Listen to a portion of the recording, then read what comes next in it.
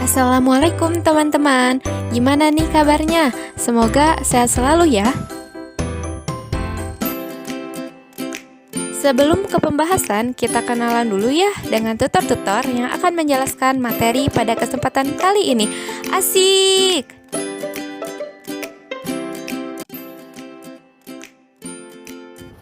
Halo, nama saya Naufal Nafi dari kelas 12 TOI A SMK Negeri 1 Cimahi.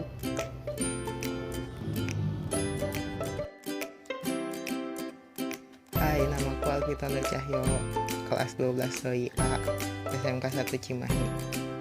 Halo, namaku Hikmalia Nur Fadila, kelas 12 TOI A, SMKN 1 Cimahi. Oke, perkenalannya sudah ya. Untuk tidak menunggu lama-lama lagi, let's check this video and enjoy! Pada kesempatan kali ini, kita akan membahas tentang motor servo. Apa sih motor servo? Motor servo adalah motor yang mampu bekerja dua arah secara clockwise dan counterclockwise, yaitu gerak rotasi atau berputar dengan arah sebaliknya, di mana arah dan sudut pergerakan rotornya dapat dikendalikan hanya dengan memberikan pengaturan duty cycle sinyal PWM pada bagian pin kontrolnya. Motor servo juga merupakan sebuah motor DC yang memiliki rangkaian kontrol elektronik dan internal gear untuk mengendalikan pergerakan dan sudut angularnya. Selanjutnya ada bagian-bagian motor servo. Yang pertama ada desain motor. Desain motor servo adalah tempat gaya magnet yang dibuat oleh magnet permanen dan harus digunakan untuk menghasilkan torsi. Kemudian, torsi tinggi dan efisiensi tersedia pada arus rendah dan ukuran kecil. Pada desain motor servo, tidak memiliki kuas sehingga ada sedikit kebisingan atau getaran dan tidak ada kotoran. Dan kontrol presisi tinggi tersedia dengan resolusi tinggi encoder. Pada desain motor servo yang dilihat dari gambar juga terdapat penempatan-penempatan rotor dan statornya. Yang kedua, stator. Stator terdiri dari inti dan belitan yang menghasilkan torsi. Teknologi penting adalah menerapkan inti iron dan masukkan banyak coil ke area yang sama.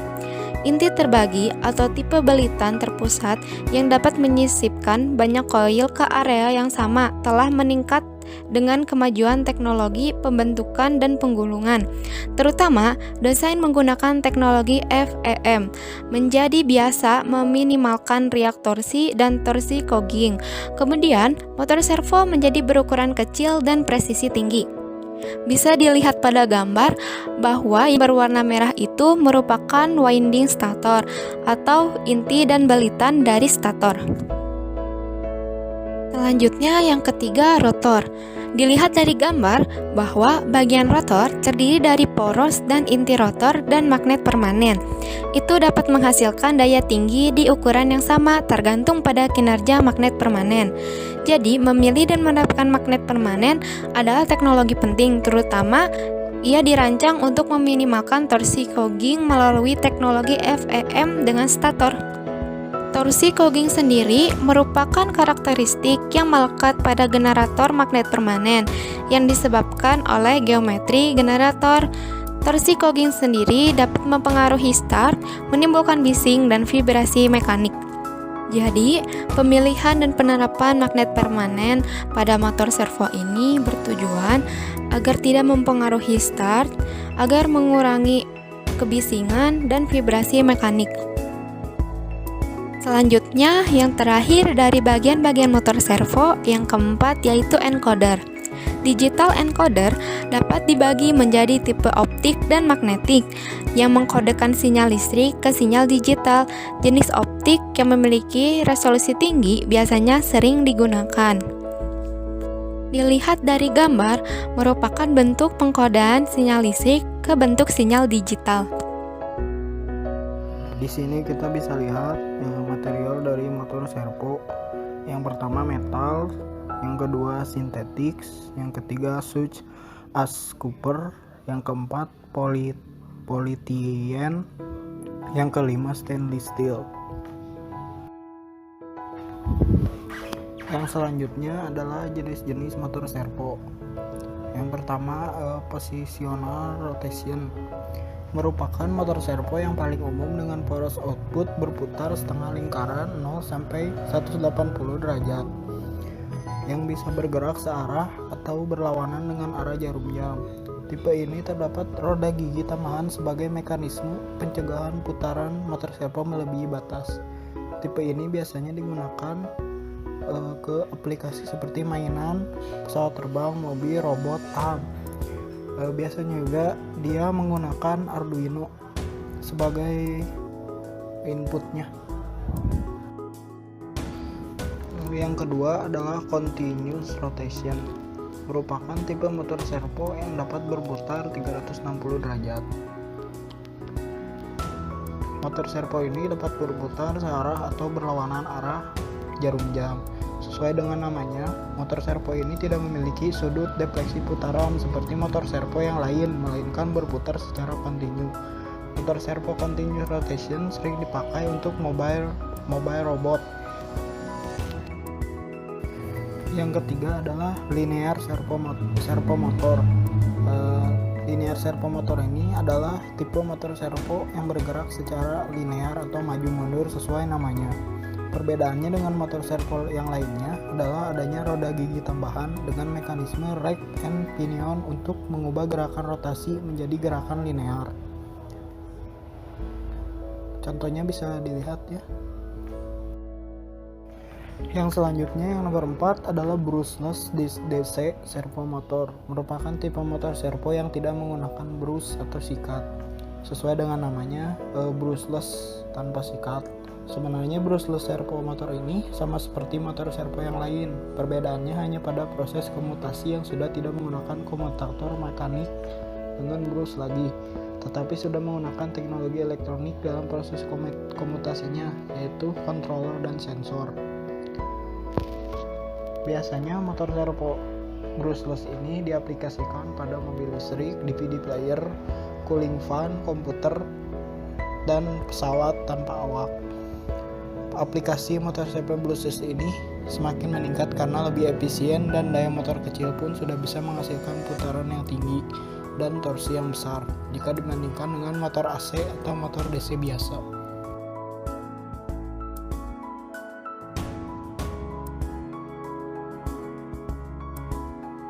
Karakteristik motor servo. Karakteristik motor servo dapat dilihat dari gambar berikut. Ini diambil dari salah satu datasheet. Yang pertama bisa langsung saja dilihat pada shaft. Ada dua jenis tipe shaft, poros berongga dan poros padat. Yang kedua itu frame atau casing ya, casing depannya. Ada 7 bingkai, 40 atau 60 atau 80, 130 atau 180 atau 220 atau 280 mm. Itu merupakan ketebalannya. Length. Dengan perubahan panjang motor, inersi berbeda dari motor dapat dirancang. Yang selanjutnya, Widing. Dengan pengalaman panjang dan teknologi tinggi untuk desain motor, Mekapio Honda sadar sistem saya paling optimal untuk kecepatan tinggi dan berbagai kisaran daya input. Yang kelima itu magnet. Output torsi tinggi dimungkinkan pada lebih kecil ukuran dengan mengadaptasi neodymium permanen magnet kinerja tinggi di kelasnya. Yang terakhir itu encoder, hampir sama seperti sensor rotary encoder yang merubah dari sinyal dari gerakan berubah menjadi sinyal digital. Untuk lebih jelasnya bisa dilihat pada gambarnya. Mana widing, mana magnet, mana encoder, mana lake, mana frame, mana shaftnya.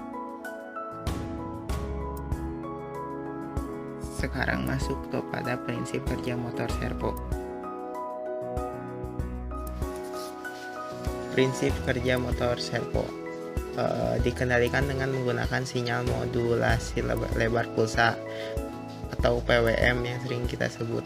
Melalui kabel kontrol, lebar pulsa sinyal kontrol yang diberikan akan menentukan posisi sudut putaran dan poros motor servo. Sebagai contohnya, lebar pulsa dengan waktu 1,5 milisecond akan memutar poros motor servo ke posisi 90 derajat. Bila kurang dari 1,5 milisecond akan berputar ke arah 0 derajat atau ke kiri berlawanan dengan arah jarum jam. Sedangkan bila pulsa yang diberikan lebih lama dari 1,5 milisecond, maka poros motor servo akan berputar ke arah posisi 180 derajat atau ke kanan searah jarum jam. Biar lebih jelasnya bisa dilihat pada slide selanjutnya, yaitu ada gambar pulsanya.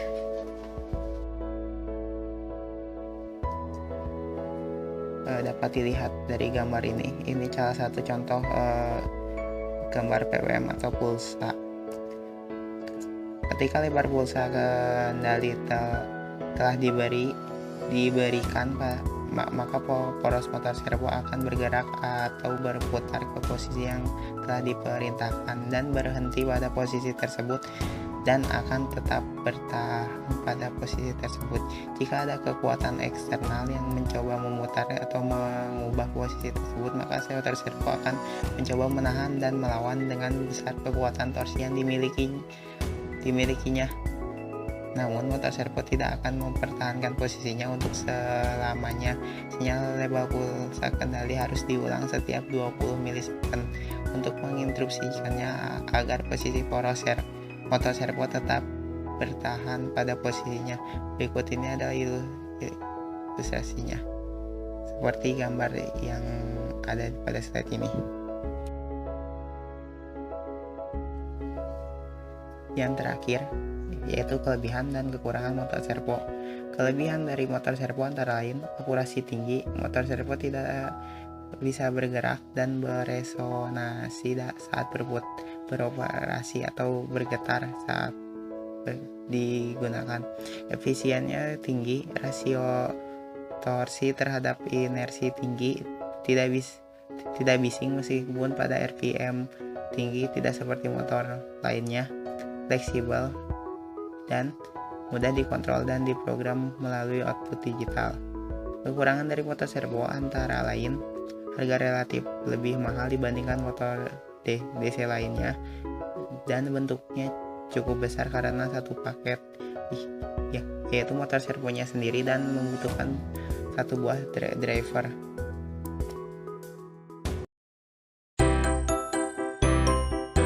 Bagaimana pembahasan materinya? Semoga paham dan bermanfaat ya. Sampai ketemu di lain waktu. Terima kasih. Wassalamualaikum warahmatullahi wabarakatuh.